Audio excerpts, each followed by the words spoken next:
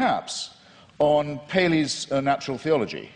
Paley, who had the same rooms, or had the same rooms later occupied by Charles Darwin in Cambridge, with its watchmaker theory of design that I know I don't have to expound to you, but which briefly suggests that if an Aborigine is walking along a beach and finds a gold watch ticking, he knows not what it's for, or where it came from, or who made it, but he knows it's not a rock, he knows it's not a vegetable, he knows it must have had a designer. The Paley analogy held for most Christians for many years because they were willing to make the assumption that we were mechanisms and that therefore there must be a watchmaker. But now that it's been, here's where the presuppositionalist versus evidentialist dichotomy begins to kick in. Now it's been rather painstakingly and elaborately demonstrated to the satisfaction of most people. I don't want to just use arguments from authority, but it's not very much contested anymore,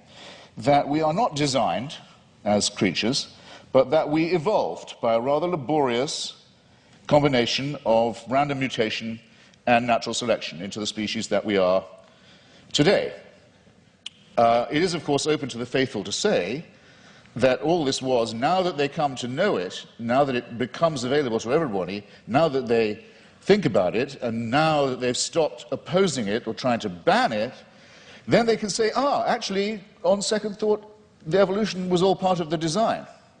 Well, as you will recognize, ladies and gentlemen, there are some arguments I can't be expected to refute or rebut, because there's no way around that argument. I mean, if everything, including evolution, which isn't a design, is